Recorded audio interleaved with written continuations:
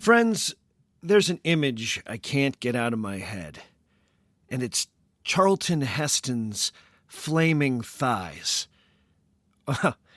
Perhaps I should explain. The year was 1953, and the actor, who would soon be elevated to the level of Hollywood superstar thanks to his role in Cecil B. DeMille's biblical epic, The Ten Commandments, was still paying his dues as an aspiring leading man on both stage and screen. In November of that year, he got the opportunity to star in a production of Shakespeare's Macbeth that was being mounted in a unique outdoor theater on the island of Bermuda. The play was being directed by the celebrated American actor and director Burgess Meredith. He's one of those uber-respected legends of American drama who is ironically best known for being the Penguin on the campy 60s Batman TV show and Mickey from Rocky. This production in Bermuda was notable for its inventive stage and lighting design. The outdoor amphitheater also provided interesting opportunities for novel stage business, like Charlton Heston's memorable entrance in the first act, riding bareback on a horse. The opening performance would ultimately earn accolades from Bermuda's theater critics, but it wasn't without its difficulties. The day before opening night, Heston crashed his two-stroke moped while he was speeding around the island, injuring his arm and his jaw. Thankfully, the injuries were relatively minor, and so the show went on. But then Mother Nature weighed in. Just before the curtain was set to rise, a heavy thunder shower rolled through, which very nearly led to the cancellation of the night's performance. Luckily, the rain stopped in the nick of time, and Macbeth premiered as scheduled. But the night's calamities were not over yet. After Charlton Heston made his dramatic entrance riding bareback, he started feeling an excruciating pain around his thighs. Now, being a consummate professional, he managed to finish the scene. But when he got off the stage, his legs and groin were burning. Heston would later recall in his autobiography that he quickly realized that there was something wrong with his tights, and as soon as he got off stage, he yelled, "Get them off me!" which I imagine sounded, something like this. Take your stinking paws off me, you damn dirty ape! Sorry, I couldn't resist. Anyway, somehow Charlton Heston's costume had been soaked with kerosene before the performance. The friction and the heat that came from riding the horse had reacted with the highly combustible liquid and had burnt the actor fairly significantly around his groin. Now, all of this is confirmed by Charlton Heston's autobiography, but this story has had a way of growing in the retelling. For instance, on the website for Trinity Rep, the State Theater for Rhode Island, we're told that Heston's kerosene-soaked tights, quote, caused his legs to catch fire midway through the play, end quote. And lest you think I'm picking on the good people of Rhode Island, Harvard's university newspaper, the Harvard Crimson, simply reported that in 1953, quote, Charlton Heston watched his tights catch on fire, end quote. Now, to be fair, I like the version of the story where Mr. Planet of the Apes' groin literally goes up in flames while he is performing Macbeth. But by all accounts, that is a huge exaggeration. Whatever minor burns were suffered by the actor, it clearly wasn't serious enough to even pause the show. Critics who wrote about the performance didn't even notice the issue. The theater scribe for Bermuda's Royal Gazette was downright impressed with Heston's, quote, physically magnificent Macbeth, raving that, quote, from his horseback entry to his overthrow at the hands of Macduff, he dominates the scene, end quote. Flaming thighs indeed. It should not be surprising that this Heston kerosene mishap has been exaggerated to the point where it's become something akin to spontaneous human combustion. The tale fits perfectly within a larger body of theater lore associated with Shakespeare's famous tragedy. As any theater kid can tell you, it's long been rumored that Macbeth is a cursed play.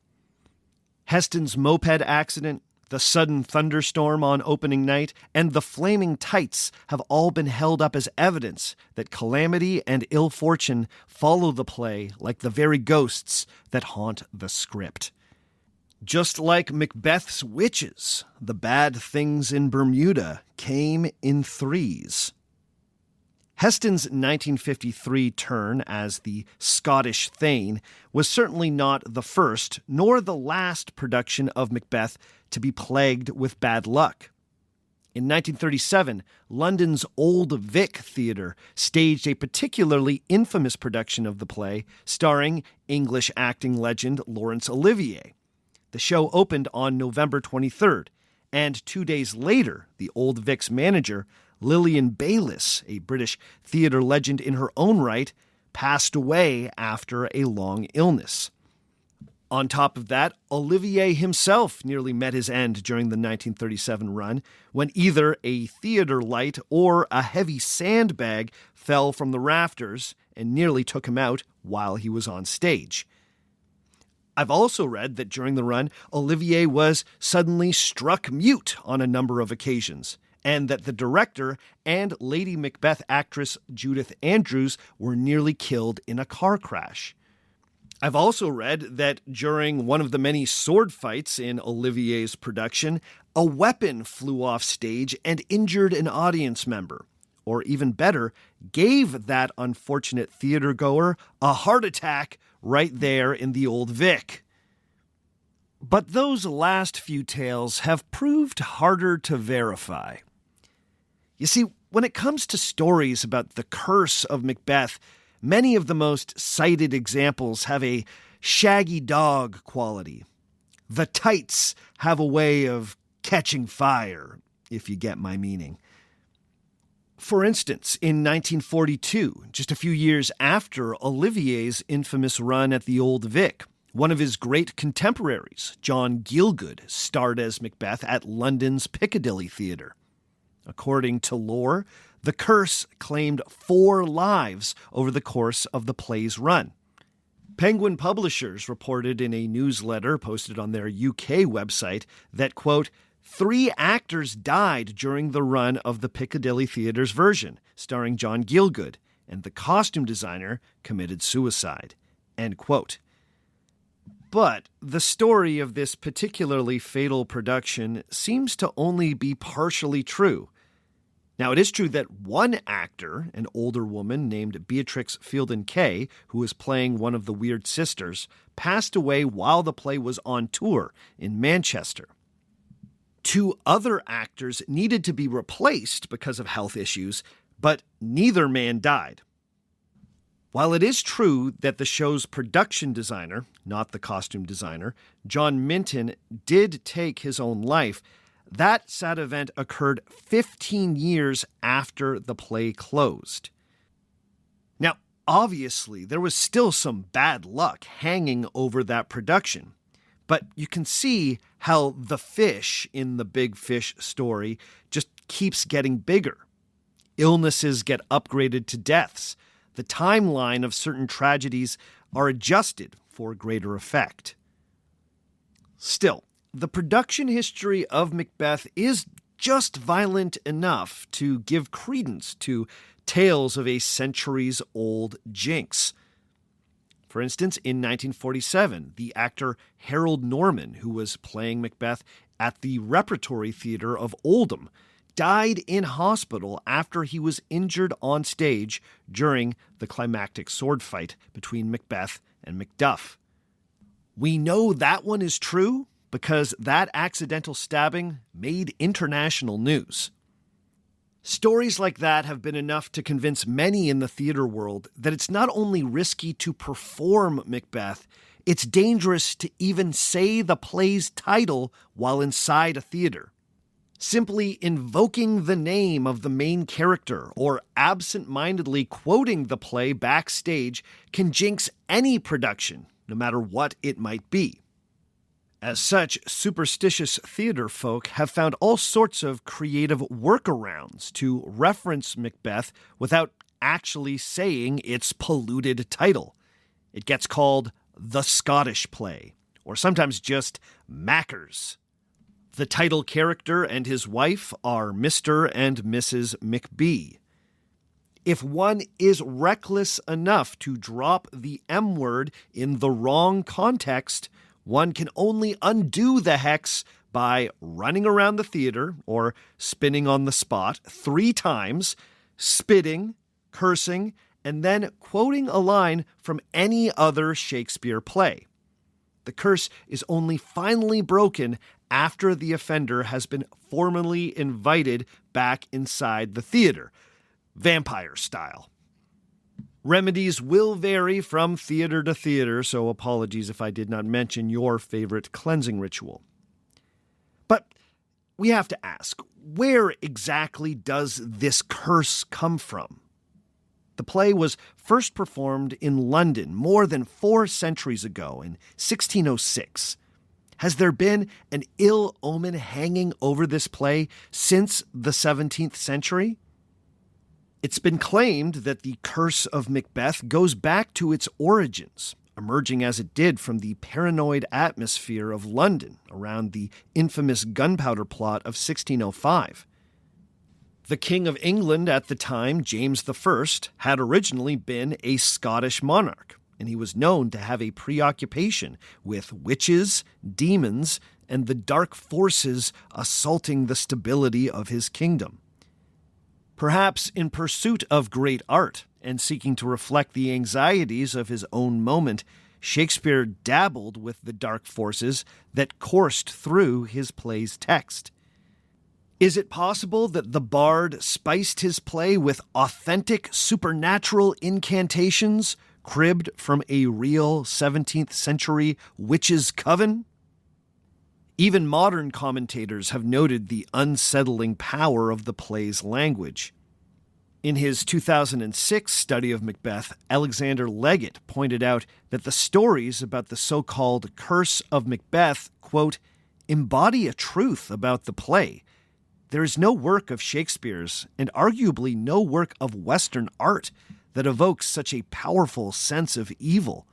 The dialogue is full of invocations of the powers of darkness, and one can sympathize with the belief current among actors that those invocations are genuine and actually work. End quote. There's no doubt that the language of the play is affecting. But have actors always feared its supernatural power? Have productions of Macbeth always been plagued with misfortune?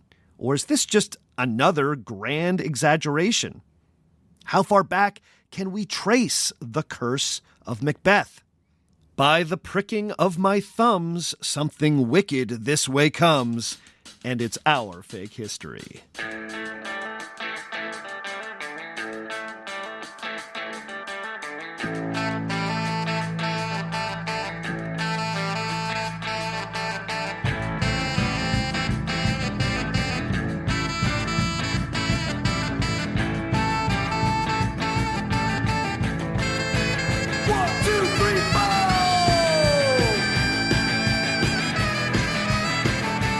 Episode number 250. Is Macbeth cursed?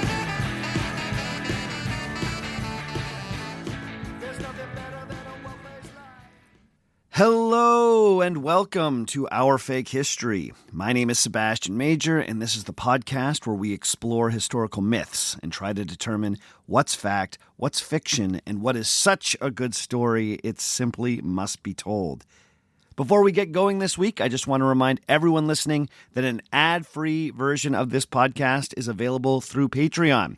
Head to patreon.com/ourfakehistory to get access to an ad-free feed and a ton of extra episodes, including, at long last, the newest patrons-only extra on the 7 wonders of the ancient world. Now, I'll say this extra proved to be a unique challenge because it was a gigantic topic. As a result, the patrons have been rewarded with a gigantic extra episode. This is a supersized extra, around twice as long, maybe more than a typical Our Fake History episode, that tours through the often misunderstood collection of architectural wonders which dotted the Hellenistic world. It was super fun to make this show, but it was an undertaking. So, if you're listening to this episode right when it comes out, then you can expect the extra episode on the 7 Wonders to drop on the Patreon feed within the next few days. So, if you want to hear the show on the 7 Wonders, consider becoming a patron. It's also the best way to make sure that the show keeps on getting made. If you like what we do, you can support us for as little as $1 a month, and it means the world to us. Now is a wonderful time to sign up because you get that fresh extra. If you support at $5 or more, you get every extra we have ever made, that ad-free feed, and access to our amazing online community chats. And let's not forget, I'll give you a shout out at the end of the show. So go to patreon.com/ourfakehistory to check it out. This week, we turn our attention to the work of the immortal bard himself, William Shakespeare. Now, Shakespeare's one of those figures who has haunted this podcast like the ghost of a slain friend since season 1. One of the earliest episodes of Our Fake History grappled with the question of whether or not a man named William Shakespeare actually wrote the famous plays. Now, I get asked all the time if there's a topic I would ever consider redoing, and I honestly think that that might be the one. Our Fake History has grown in scope since that first season, and my research has gotten so much deeper. If I was to tackle the authorship controversy today, I'd like to think I would do it with a bit more nuance, a little less snark, and frankly, better research than what I did in season 1. So, who knows? I may need to revisit that topic one of these days. But in the meantime, today we are going to proceed with the idea that William Shakespeare from Stratford-upon-Avon was the man who wrote the famous plays from the late 1500s and the early 1600s. But beyond that one particular Shakespeare episode, the Bard has had a way of popping up semi-regularly on this podcast. This is because the works of Shakespeare are so deeply woven into the fabric of all English-speaking cultures. In fact, you could argue that Shakespeare's global popularity has meant that he's one of the few artists whose influence can be perceived across cultures. Because Shakespeare has remained such a part of English language education, his plays have influenced how we understand history. Shakespeare famously wrote an entire series of plays which we categorize as his histories, chronicling the reigns of a number of notable English kings. But his historical interests did not stop there. Shakespeare was also deeply interested in ancient Rome and wrote iconic pieces about Julius Caesar, Mark Antony, and Cleopatra. Now, of course, all of these are dramatic interpretations of historical stories.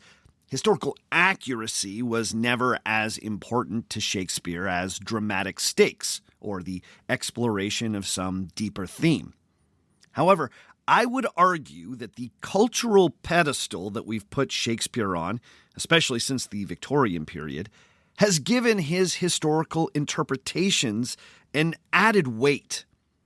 I know that, at least in my part of the world, Ontario, Canada, Shakespeare remains a reliable part of the high school curriculum. For generations, these plays were often taught with a certain reverence. Now, I don't want to paint with too broad a brush here. I know that there are many amazing teachers out there who have been reimagining how to teach these plays.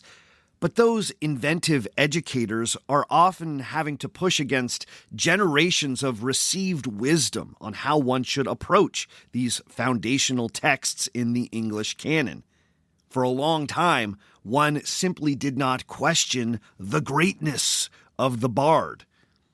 As such, Shakespeare's interpretations of historical figures have been perceived as more accurate, or perhaps more emotionally truthful, than they really are. For instance, Shakespeare's take on Richard III has profoundly shaped how many of us understand that English king. For Shakespeare, he was a manipulative villain whose physical disability reflected the evil in his soul. To come to a more nuanced historical understanding of that figure, many of us have to unlearn what Shakespeare taught us. And yes, I will be getting to old Dickie III one of these days. Now, I would argue that another of these figures is Macbeth. You see, there really was a Scottish king from the 11th century named Macbeth, or more properly, Macbethad mac Finliach, who reigned from 1040 to 1057. But unless you are a serious student of medieval Scottish history, then there's a good chance that your only exposure to the story of this Scottish leader was by way of Shakespeare. Now, interestingly, the playwright's choice to amp up the supernatural elements in the story have made the play feel completely ahistorical. It's rare for a critic or a casual audience member to approach the tragedy of Macbeth as a reflection of a real historical event.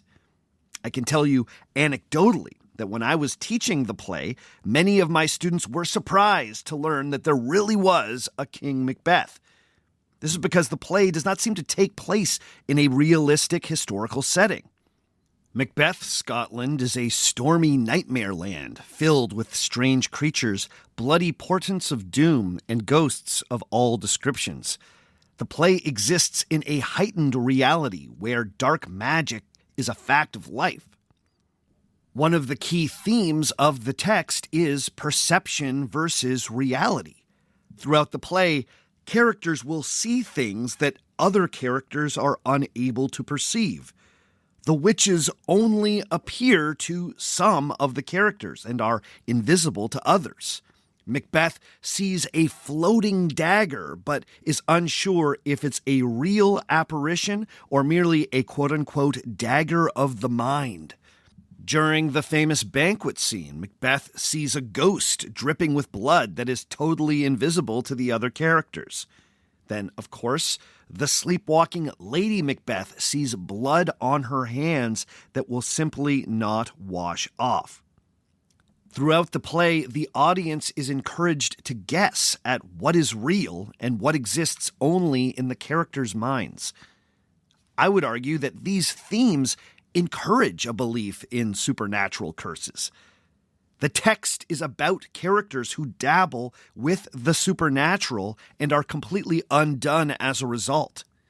The idea that the play itself has been hexed by a type of dark magic seems quite fitting. The stories of bad luck and misfortune that haunt productions of Macbeth tend to hinge on uncanny coincidences. The play encourages you to ask, did a stage accident happen because of black magic? Or was it just in the heads of the superstitious actors? A dagger of the mind, if you will. For those of us interested in separating fact from fiction, the stories of cursed productions of Macbeth are particularly tricky. Not only are the stories of onstage misfortune often hugely exaggerated, many of them are hard to verify. It doesn't help that many normally trustworthy sources tend to repeat bits of theater lore without doing much due diligence concerning their veracity. For instance, if you poke into tales about cursed Macbeth productions, sources as diverse as Australia's National Theatre Company and the Times of London newspaper will inform you that in 1948, the British actress Diana Wynward fell off the stage and plummeted 15 feet into the orchestra pit while performing Lady Macbeth's famous sleepwalking scene. This was after she allegedly gave an interview where she scoffed at the idea of a curse. But as soon as you start hunting for this alleged interview or any contemporary evidence of this very public fall from the stage, it's impossible to find. Now, of course, I may have missed something. One of you out there might find some proper evidence of this, but I couldn't find it. If I'm skeptical of the Diana Wynward story, it's only because it has all the trappings of a historical myth. The fact that the famous actress was punished for denying the existence of the curse seems just a little too poetic. Now, this is not to say that it did not happen. It's just hard to verify. The curse is as mercurial and hard to pin down as all of the play's witches, spectral daggers, and bloody ghosts. It can seem very real, and then it vanishes on the breeze. Now, of course, there's no way to prove if the curse of Macbeth is real or not. However, we can try and discover when people started believing it was real. It's been written that the idea that the Scottish play was hexed was a popular belief going back to Macbeth's very first production in 1606. The proposition is that the curse is as old as the play itself. In fact, you may have even read that the very text of the play is the source of the evil magic. As all the real Shakespeare heads in the crowd surely know, when the bard uses verse in the plays, that is, when the text becomes more overtly poetic, he uses a poetic meter known as iambic pentameter. This rhythmic convention gives those Shakespeare soliloquies their distinctive flow and feel. However, when the witches in Macbeth slip into verse in scenes where they are conjuring evil magic, they do not use iambic pentameter. Instead, they use a different, choppier poetic meter known as trochaic tetrameter. And don't worry, those terms aren't going to appear on the test. The point is that when the witches speak, they don't speak like anyone else in the play. In fact, they don't speak like the vast majority of Shakespeare characters. This has led to speculation that the incantations used in Macbeth were not simply evil-sounding poems cooked up in the playwright's imagination. Instead, these were real curses that were pilfered from some coven of 17th century witches living around London. The theory goes that while researching his play, Shakespeare managed to witness a real black mass and cribbed things that he heard there for his script. Some versions of the story have it that when the witches learned that Shakespeare was using a real incantation on stage, the coven performed a ritual which cursed Macbeth in perpetuity. Other traditions hold that the curse is renewed every time the incantation scene is performed. By speaking the magic words written in that unusual poetic meter, the actors conjure the bad luck. In other words, when those witches say, "Double, double, toil and trouble," they are literally creating toil and trouble for the stage production. It's quite a story, but is there anything to it? Have people really been talking of a curse since the 1600s?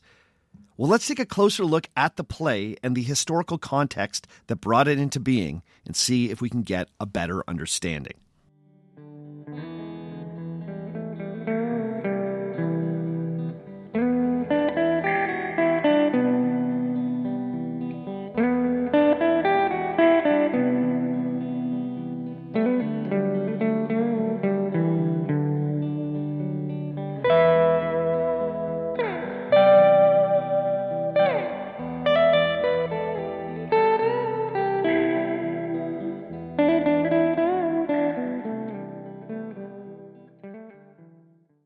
Today's episode of Our Fake History is being brought to you by Quince. Lately, I've been a bit more intentional about what I wear day to day, leaning into pieces that I feel are easy, comfortable, and still put together. It just makes getting dressed a little simpler. Since I learned about Quince, they've been one of my go-tos. The fabrics feel elevated, the fits are clean, and everything just works without needing to overthink it. Quince has all the wardrobe staples you're going to need for spring. Think 100% European linen shorts and shirts from $34. This stuff is lightweight, breathable, and comfortable, and it still looks great. The 100% Pima cotton tees have a softness that just has to be felt. I'll be honest with you, Quince sent me a few pieces, and I've been wearing them all the time. I went to a get-together the other weekend, and people were asking me about my jacket. I swear to God, this really happened, and I pointed them towards the Quince website. I said, hey, use the promo code from my podcast. So, refresh your everyday with luxury you'll actually use. Head to quince.com/fakehistory for free shipping on your order and 365-day returns. Now available in Canada, too. You know I love that. That's QINCE.com/fakehistory for free shipping and 365-day returns. Quince.com/fakehistory. Today's episode of Our Fake History is being brought to you by Progressive Insurance. You're listening to this podcast, so I know you've got a curious mind. Here's a helpful fact you might not know yet. Drivers who switch and save with Progressive save over $900 on average. They make it super simple. Pop over to Progressive.com, answer some questions, and you'll get a quick quote with coverage options tailored to your choices. Plus, you'll see which discounts you may qualify for, like the online quote discount or savings for paying in full. In fact, 99% of Progressive Auto customers earn at least one discount. See if you could save when you switch to Progressive. You'll feel good about making a savvy choice. Visit Progressive.com and see if you can enjoy a little extra cash back. Progressive Casualty Insurance Company and Affiliates. National average 12-month savings of $946 by new customers surveyed who saved with Progressive between June 2024 and May 2025. Potential savings will vary.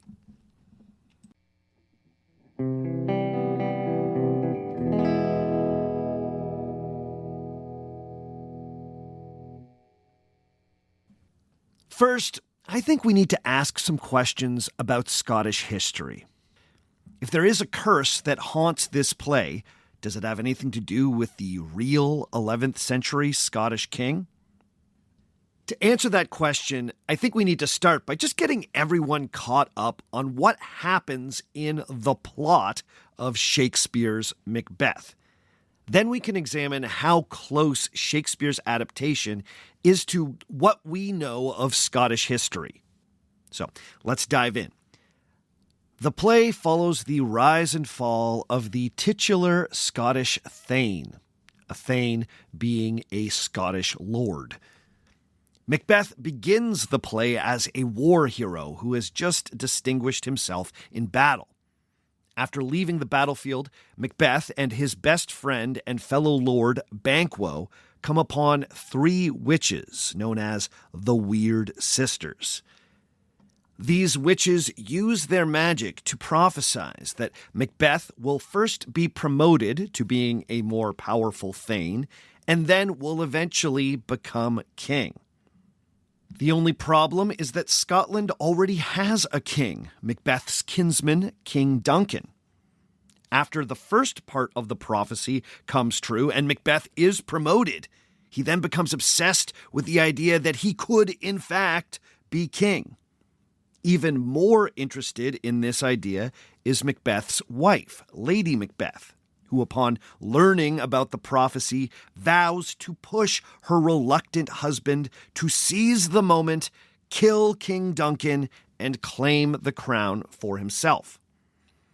After all sorts of debate and a tortured weighing of pros and cons, Macbeth and his wife invite Duncan to their home where they get his guards drunk, and then Macbeth stabs the king in his sleep. The murder is blamed on one of the guards, who Macbeth then also promptly kills before he can be properly questioned. In the aftermath, Duncan's heirs, Malcolm and Donalbain, flee Scotland for England, worried that they might be next. With the heirs in the wind, Macbeth seizes the throne. But as king, Macbeth immediately becomes suspicious and paranoid. He worries that his friend Banquo suspects him of the crime.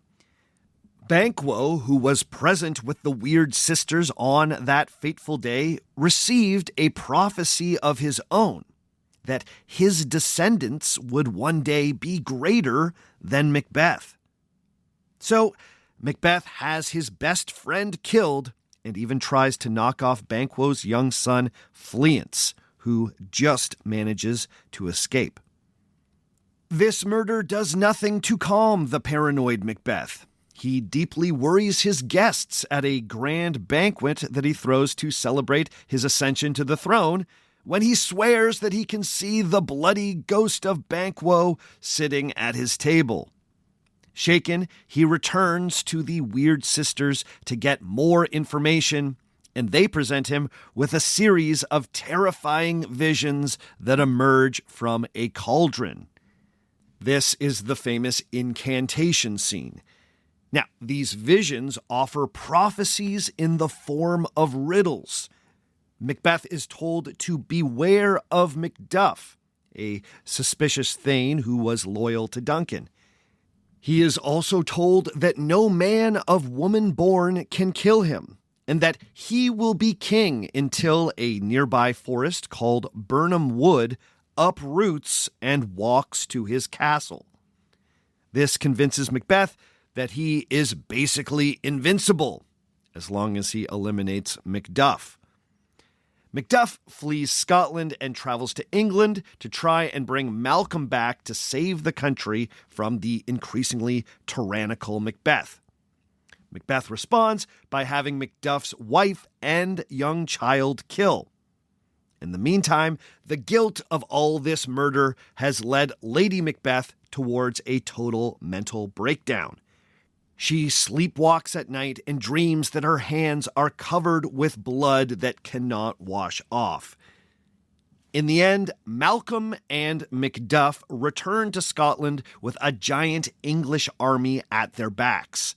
To camouflage their approach to the castle, they have the soldiers cut down branches from Birnam Wood. The effect is that it looks like Birnam Wood is walking towards the castle. Prophecy fulfilled. The Scottish thanes all desert Macbeth, and the despondent Lady Macbeth takes her own life off stage. After musing on the pointlessness of existence, Macbeth decides that he wants to die with a sword in his hand. Still half believing that he cannot be killed, he heads out to face the invaders.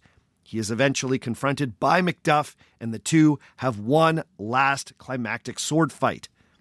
Macbeth thinks that no man of woman born can kill him, but at the crucial moment, he's told by Macduff that he was born via caesarean section, which turns out to be enough of a loophole that he is able to finish off Macbeth and mount his head on a pike. Duncan's heir Malcolm becomes king, and the tragedy is complete. So, first, let's ask, how much does this plot reflect real history? Did any of the events depicted in the play actually happen? Well, to understand that, we first have to go to Shakespeare's most likely source for the story of Macbeth. This was a history of England, Scotland, and Ireland known as Holinshed's Chronicles. It was first published in 1577 and then expanded on and reprinted in 1587. Now, this book has an interesting reputation in the world of English historiography. The book came out right as the discipline of history was going through a bit of a transformation in Britain and Northern Europe. The medieval style of chronicle writing was starting to be seen as old-fashioned and lacking critical insight. The famous English historian Edmund Bolton, who came a generation later, thought that the English historians who created things like Holinshed's Chronicle were drawn from the, quote, dregs of the common people, end quote, and they had, quote, stained and defiled history with the most fusty fooleries, end quote. Oh, man, fusty fooleries. Now, what were these fusty fooleries? Well, it was thought that the book's author, Raphael Holinshed, and his collaborators had no style. There was no flow to the history. There was no reasoning for why one event led into another. Like the chronicles of old, the book could sometimes read like a list of things that happened. On top of that, the Chronicle had a way of reporting legends alongside more verifiable historical facts. Holinshed's Chronicle was not always discerning or skeptical when it came to what stories from the past were included in its telling of history. But despite these shortcomings, Holinshed's Chronicles was clearly one of the most read history books in late Elizabethan London. Experts see the influence of this book on the work of almost every major playwright of the period, from Ben Jonson to Christopher Marlowe to, of course, William Shakespeare. It's been guessed that the plots of Shakespeare's King Lear, Cymbeline, and Macbeth were all adapted from accounts that appear in Holinshed's Chronicle. But modern research has demonstrated that the history of Macbeth's reign in the Chronicles is not particularly accurate. It's been determined that there was indeed a King Macbeth in Scotland who seems to have ruled between 1040 and 1057 AD, at a time when the Scottish kingdom was known as the Kingdom of Alba. Like the Macbeth in the play, this king came to power after a King Duncan met an untimely death. However, the earliest sources record that King Duncan was not killed treacherously in his bed. Rather, he died in battle, likely in an attempt to punish Macbeth, who may have been a rebellious lord. I say may have been because the records are a little foggy on this point. But it seems like the real Macbeth came to power after defeating the old king in battle. And he seems to have had a fairly prosperous reign. The real Macbeth does not seem to have been regarded as a tyrant by his contemporaries, nor was there any talk of murder or supernatural dealings in the earliest sources. One medieval verse history called the Prophecy of Berkhan refers to him as the quote-unquote generous king. Commenting on his attractive red hair, the prophecy proclaims, quote, "The red, tall, golden-haired one, he will be pleasant to me among them. Scotland will be brimful west and east during the reign of the furious red one," end quote. Now, of course, this could very well be royal propaganda, but I think it's worth noting that Macbeth's bad reputation took a few centuries to develop. But we do know that the real Macbeth was ultimately dethroned after an English army invaded Scotland. The early Scottish sources tell a fairly convoluted tale of aristocratic politics, where various noble families were constantly vying for the kingship. By the time Holinshed's Chronicle was compiled in the late 1500s, the story had clearly changed. Macbeth was now presented more unambiguously as a usurper. Holinshed's Chronicles also added the story of Macbeth's rise being predicted by supernatural creatures. The Chronicle describes these prophets as, quote, "3 women in strange and wild apparel, resembling creatures of the elder world," end quote. Now, interestingly, in the Chronicle, these women are not explicitly identified as witches and may have been understood more like forest spirits or nymphs. But this is where the witchy element gets introduced. Holinshed also introduces the idea that Macbeth was encouraged to seize the throne by his ambitious wife. So, two of the most important aspects of Shakespeare's play seem to have entered the Macbeth story fairly late in the game. Shakespeare's adaptation of Macbeth follows Holinshed's version of things fairly closely, except for a few key differences. Even though Macbeth is far more villainous in the Chronicle than he is in earlier historical sources, the chroniclers still credit him with reigning over a decade of prosperity in Scotland. They take time to list his kingly achievements, including what they deem to be wise pieces of legislation. By contrast, Shakespeare's Macbeth is a pure tyrant. There's no honeymoon period for Macbeth's reign. But perhaps most significantly, Shakespeare changes the circumstances of King Duncan's murder. Where the Chronicle agrees with earlier sources that Duncan was slain in battle, Shakespeare, of course, has Duncan killed in his sleep. That scene seems to have been inspired by a different historical account in Holinshed's Chronicles. Roughly a century before the reign of Macbeth, there was a Scottish king known as King Duff. According to Holinshed, King Duff was invited to one of his lord's castles. There, the lord, whose name was Donwald, and his wife conspired to kill King Duff in his sleep and blamed the attack on one of the king's chamberlains. It seems that Shakespeare appreciated the drama and the more serious betrayal in the King Duff story, so he mashed it up with the story of Macbeth. The result is that Shakespeare's Macbeth has only the loosest connection to the real Scottish king.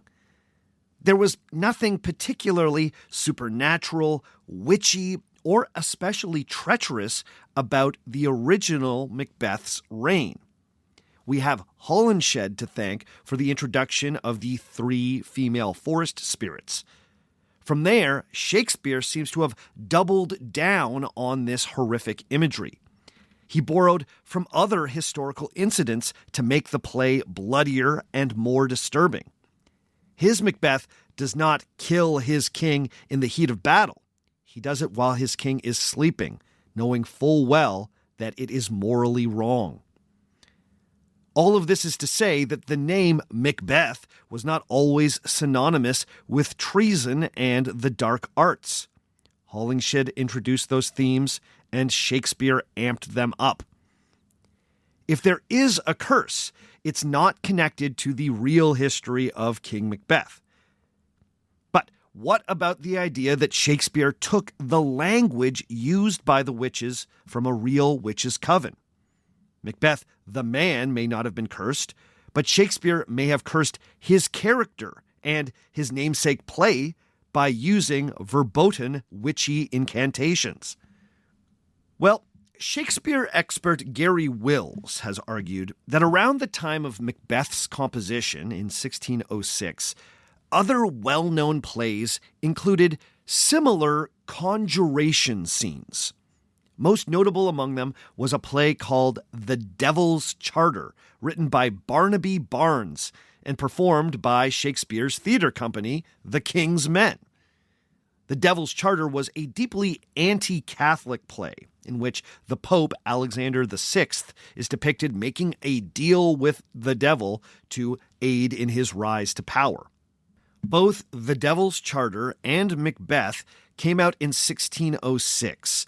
That was just 1 year after a group of Roman Catholic conspirators very nearly blew up the English Parliament in the 1605 Gunpowder Plot. Remember the 5th of November?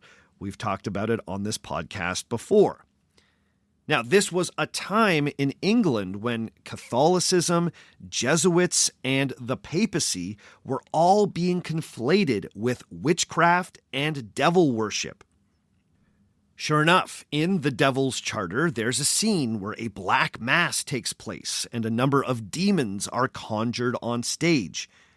Stage directions from the text tell us that a demon identified as Astaroth, the Grand Duke of Hell, appears on stage, quote, riding upon a lion or a dragon, end quote. Whoa, that sounds honestly kind of incredible. Now, I bring this up because this scene is very similar to the conjuring scene in the latter part of Macbeth. The witches in Macbeth summon the goddess Hecate, who arrives on stage much like the Grand Duke of Hell. The fact that the King's Men performed both of these plays around the same time is evidence that witchy conjuration scenes were a bit of a trope, especially in what Gary Wills calls gunpowder plays. These were plays written in the aftermath of the 1605 gunpowder plot that seem especially concerned with treason, conspiracy, and demonic pacts. Macbeth and The Devil's Charter are part of what Wills sees as a mini-genre of early 17th century plays that indulged in faux witchcraft on stage. In context, Macbeth's witch scenes, while certainly memorable, were not so out of the ordinary. Also, it's worth noting that while it's interesting that Macbeth's witches use trochaic tetrameter when they break into verse, it's not totally unheard of in the world of Shakespeare. Shakespeare also uses this little poetic trick in A Midsummer Night's Dream. In that play, the mischievous Puck spirit, Robin Goodfellow, also uses the same unconventional meter. Like the witches, this gives his moments of verse an otherworldly, sing-song quality. So, trochaic tetrameter is not proof that a real witch wrote the witch lines. Perhaps most importantly, the story of real witches cursing Macbeth only seems to start turning up in newspaper articles and in theater programs in the 20th century. Now, I haven't been able to find the precise origin of this story, but there's no doubt that this is a relatively recent addition to what we might call curse lore. No one was talking about witches literally cursing Macbeth until the 1900s. All right, so if the curse is not connected to the historical Macbeth or any historical witches, then how do we explain all the bad luck? It's been claimed that ill fortune has plagued Macbeth from its very first performance. In fact, some have claimed that the very first person to ever play Lady Macbeth died just before he was supposed to take the stage. Does this run of fatal bad luck really go back all the way to 1606? Well, let's take one more break, and when we come back, we'll get into it.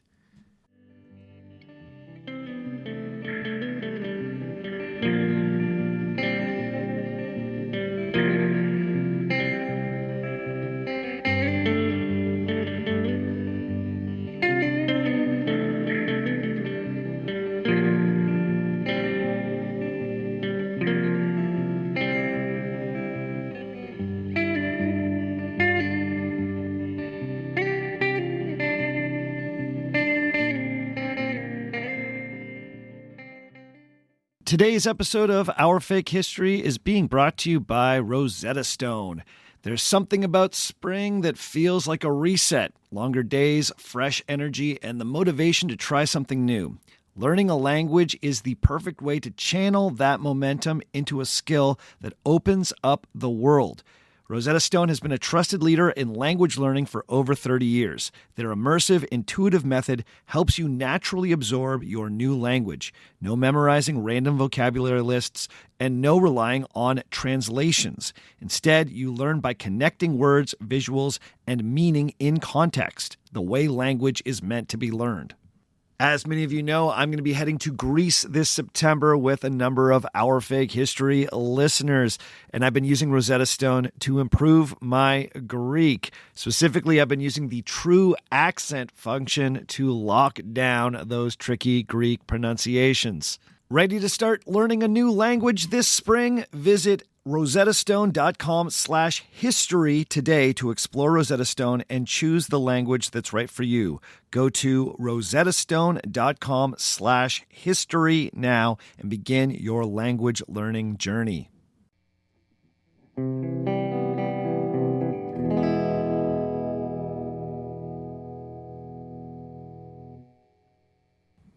In 1898, England's Saturday Review published a short piece titled Macbeth and Mrs. Kendall, where the famously sharp critic Max Beerbohm weighed the merits of a recent production of the Scottish play in London. Specifically, he commended the performance of an actor named Madge Kendall, who he believed had done an exceptional job in the notoriously challenging role of Lady Macbeth. In that review, Beerbohm, known affectionately as the incomparable Max, pointed out that the role of Lady Macbeth has had a spotty performance history. He went so far as to cite the 17th century English biographer John Aubrey's account of the very first performance of Macbeth. Beerbohm wrote, quote, "According to Aubrey, the play was first acted in 1606 at Hampton Court in the presence of King James.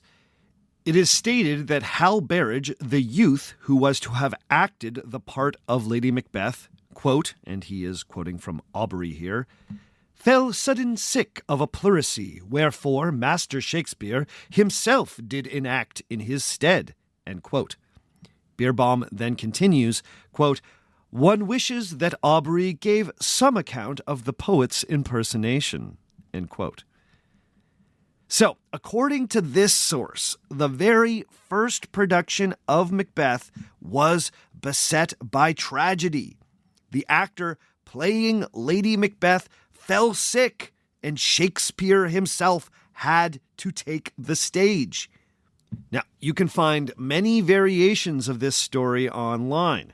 For instance, the Shakespeare Company of Calgary, Alberta, reports on its website that the young actor dropped dead right before he was set to take the stage in the first production of Macbeth. They also propose that King James I, for whom the play was performed, was so offended by Macbeth that he banned all future productions of the play. This idea also made it into a 1998 Washington Post story, where it was reported that, quote, "Shakespeare's attempt to please the king, who was both a Scot and a published expert on witchcraft, sorely misfired. The play was immediately banned for 5 years," end quote. So if that indeed was the fallout from the first ever production of Macbeth, you could understand how tales of a curse might have taken root. But as soon as you start poking at this story, it very quickly falls apart. First, we can say definitively that James I did not ban Macbeth. There's absolutely no evidence that the play was ever banned, or that James had any strong opinions on it. There's also no evidence that the first performance occurred at Hampton Court in the presence of the king. In fact, we don't know exactly when the first production of Macbeth took place. Experts have surmised that it was likely first performed in 1606, but the first proper description we have of a performance comes from a London doctor named Simon Foreman, who took in a performance of Macbeth at the famous Globe Theatre on April 20th, 1610. The play was obviously not banned at that point. Now, in the journal, Dr. Foreman summarized the plot of the play, so we know that he saw Shakespeare's Macbeth, but he didn't really provide much criticism of the performance. He certainly did not mention anything about Shakespeare himself jumping on stage and performing the role of Lady Macbeth. In his article, Max Beerbohm claimed that he found this story in the writings of the august biographer John Aubrey. But the truth is that John Aubrey never once wrote anything about performances of Macbeth. The incomparable Max seems to have invented the entire thing. Now, as someone who's spent the last 11 years exploring historical myths, I think I need to doff my cap to Max Beerbohm here, because this is how you create fake history and get away with it. Instead of just making up some vague and unsubstantiated historical claims, Beerbohm went out of his way to cook up a fake authority, or rather a fake quote from a real authority. He also invented a fake actor who fell ill before he could perform as Lady Macbeth and gave him the very real-sounding Elizabethan name Hal Berridge. But beyond that one 1898 theater review, there's no evidence that Hal Berridge ever existed. Now, interestingly, Shakespeare expert Gary Wills believes that he knows the actor who likely performed first as Lady Macbeth. This was a young man named John Rice, who was noted for playing many of the female roles for Shakespeare's company, The King's Men. Wills has proposed that, quote, Shakespeare's greatest parts for women naturally cluster at periods when the playwright had an outstanding boy actor, end quote. Wills has guessed that the challenging female roles of Lady Macbeth and Cleopatra may have been written knowing that the talented John Rice could pull them off. As far as we know, John Rice did not die around the time that he was playing Lady Macbeth. Now, why did Max Beerbohm invent this story? Well, the incomparable Max was a noted wit, a humorist, and a caricature artist. He enjoyed literary pranks. He seems to have done it just to amuse himself. So, the story of a misfortune-racked opening night for Macbeth is a textbook historical myth. This is important because that story acts as the cornerstone of the Macbeth curse mythos. But we should ask, does the idea of the curse predate Max Beerbohm's 1898 article? Interestingly, stories of misfortune associated with the play from before the 20th century are very rare and are hard to verify. For instance, you may have read that during a 1672 performance in Amsterdam, the actor playing King Duncan was killed on stage when a real dagger was used instead of a stage prop. I've seen this story repeated on the websites of a handful of different theater companies, but I cannot seem to find any proper historical source that supports it. Also, as fans of the play know, Duncan is famously killed off stage. So even the mechanics of the story are a little sketchy. The only truly verifiable story of misfortune that seems to predate the 1898 article is the so-called Astor Place riot in New York. It is true that in 1849, a violent mob disrupted a performance of Macbeth at New York's Astor Opera House. The riot became so intense that the local authorities called in the troops to try and quell the unrest. When it was all over, 20 members of the crowd had been killed and more than 120 were injured. Now, the reasons for the riot actually had little to do with the choice of play, beyond the fact that it was Shakespeare. The fracas was the result of a long-running feud between the American actor Edwin Forrest and the British actor William Macready. Macready was playing Macbeth when discontent over the British actor's presence in New York became a full-on riot.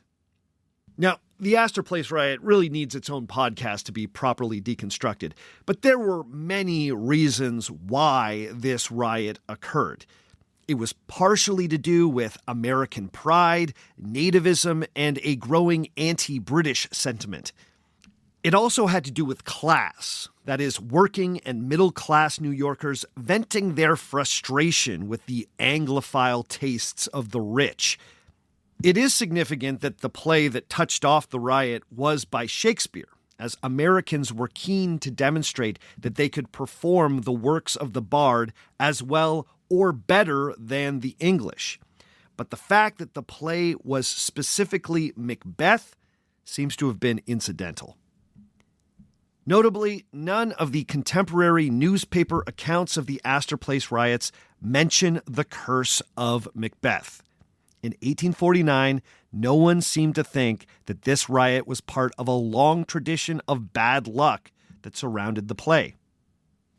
The curse of Macbeth simply did not exist until after 1898.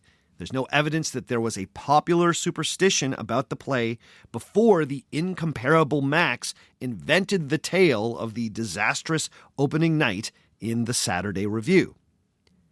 But, to be clear, it's not like Max Beerbohm made a passing reference in a theater review and voila, the next day there was a full-blown belief in a curse.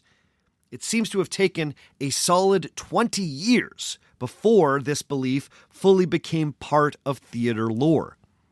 Shakespeare expert Alexander Leggett has guessed that this had less to do with Max Beerbohm's article and more to do with the rise of spiritualism and other ghostly superstitions that came after the First World War. He writes, quote, "The verifiable stories of misfortune and the superstition itself cannot confidently be traced before the 1920s.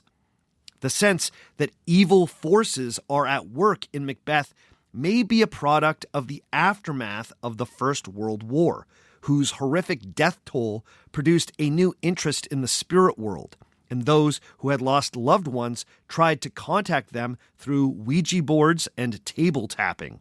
Those beliefs have faded, though not vanished. The belief in the Macbeth curse remains." End quote.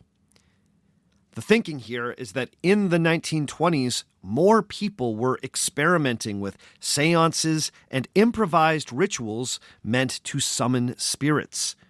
At that time, more people were willing to believe that the scenes in Macbeth where the witches summoned apparitions actually worked.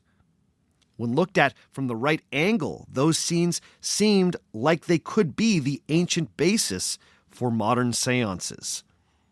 Sure enough, it's not until the 1920s that we start seeing references to the curse of Macbeth appearing in print. By 1927, you can find reports like this one from the British newspaper The Era, which explained, quote, "Another superstition amongst those who dwell in theatrical circles is the foredoomed failure and ill luck that is predicted for any production of Macbeth. The implicit faith that actors and managers have in this superstition is truly uncanny and amazing. Whether it is the gloomy atmosphere of the sublime tragedy that accounts for its unpopularity is a debatable point, but it is certainly argued, even by lovers of Shakespeare, that to produce Macbeth is to court disaster." End quote. So, clearly the superstition was in full swing by 1927. Interestingly, though, the article goes on to explain that there was an even more intense superstition around the incidental music that was composed for the play by Matthew Locke around the year 1671. The Era article insists that, quote, "Even those who laugh at the dismal jimmies when discussing the tragedy itself are frequently far more superstitious with regard to Locke's weird and wonderful music that was composed for it. Woe betide the luckless artist who thoughtlessly sings or unconsciously hums a few bars within the precincts of the theater." End quote. Oh man, the dismal jimmies. I like that one. So if we trust the Era, then for a time, the music of Macbeth may have been understood as more cursed than any language spoken in the play. It's also been proposed that the very popularity of the play Macbeth may have contributed to the growth of the curse legend. In an article that appeared in The Guardian in 2020, culture writer Miriam Gillison explained that, quote, Legend goes that if an actor hears the word Macbeth uttered in the theater, it's because, being a big money spinner, it is being touted as a replacement for their own failing play. End quote. It's been suggested that because Macbeth was so popular, it was often staged after a disastrous play, or was brought in as a last-ditch effort to save a struggling theater.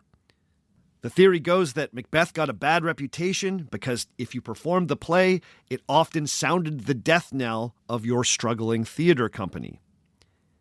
This is one of those explanations that is very satisfying, seems very reasonable, and aligns with common sense. But I've not come across a shred of data or even anecdotal evidence that supports it. It's possible that this is just another myth, just a far more reasonable sounding myth. What's clear is that the curse of Macbeth is a thoroughly modern invention. It has nothing to do with the history of the real Scottish king. It has nothing to do with the language used in the play, nor is it connected to any famous misfortunes that occurred during the early performances. In the 19th century, there seems to have been some unease around the creepy incidental music written for the play, and then the incomparable Max Beerbohm invented a memorable origin story for the curse. After World War I, as interest grew in ghosts, spiritualism, and conjuring rituals, a proper superstition developed around Macbeth. But once the curse became common knowledge, it became a bit of a self-fulfilling prophecy. Accidents and mishaps that occurred during runs of Macbeth were noted, remembered, and were given a more supernatural significance. Let's take it back to the great Laurence Olivier. The fact that he had a near miss with a heavy object that fell from the rafters during the 1937 run of Macbeth at the Old Vic is often pointed to as evidence of the curse. But did you know that 2 years earlier, Olivier broke his ankle while performing Romeo and Juliet? In 1955, he was shot in the leg with an arrow while he was filming an adaptation of Richard III. By any metric, those were worse accidents, but neither were chalked up to any kind of supernatural curse. The widespread belief in the curse has created a type of confirmation bias around Macbeth. You could look into the production history of literally any play, especially one as old as Macbeth, and find all sorts of tales of injury, death, financial ruin, and on-stage embarrassment. But you need a myth to give that random collection of anecdotes some meaning. The curse of Macbeth provides exactly that kind of meaning. Now, poetically, the paradox of self-fulfilling prophecies is one of the themes of Macbeth. Macbeth is told by the witches that he will be king, and this knowledge inspires him to act in order to fulfill the prophecy. Would the prophecy have come true if he had never been exposed to the prophecy? The play encourages you to grapple with this unsolvable riddle. Fair is foul, and foul is fair. Once we started saying that Macbeth was cursed, did we effectively curse Macbeth? Okay, that's all for this week. Join us again in 2 weeks' time when we will explore an all-new historical myth. If you had any questions about today's episode, you can always send me an email at ourfakehistory@gmail.com. Or if you are a patron, go to our patrons-only chat and put your question there. I will be answering your questions on an upcoming bonus episode. Patrons, keep checking your feed this week because before the week is out, you will see the new extra episode on the 7 wonders of the ancient world. I will also be alerting you to that through social media and through the Patreon page. Before we go this week, of course, I need to give some shout-outs, big ups to Jack Song, to Peter, to Snackob, to Timothy J. Griffiths, to Connor Mann, to Connor, I wonder if you're the same person, to Paul Albertson, to Clara Steele, and to Petros Vorobyov. All of these folks have decided to pledge at $5 or more every month on Patreon, so you know what that means. They are beautiful human beings. It also means that they're going to get to hear the next extra episode, which is coming out this week. If you want to be a patron, go to patreon.com/OurFakeHistory. If you want to talk to me online, I'm all over the shop. You can find me at Facebook, facebook.com/OurFakeHistory. You can find me on Blue Sky at Our Fake History. You can find me on TikTok at Our Fake History. You can find me on Instagram at Our Fake History. You can look at the little shorts that I'm making on YouTube. Go to YouTube and search for Our Fake History. I'm all over social media. Search for Our Fake History. I'll be there. As always, the theme music for our show comes to us from Dirty Church. Check out more from Dirty Church at dirtychurch.bandcamp.com. All the other music you heard on the show today was written and recorded by me. My name is Sebastian Major, and remember, just because it didn't happen doesn't mean it isn't real.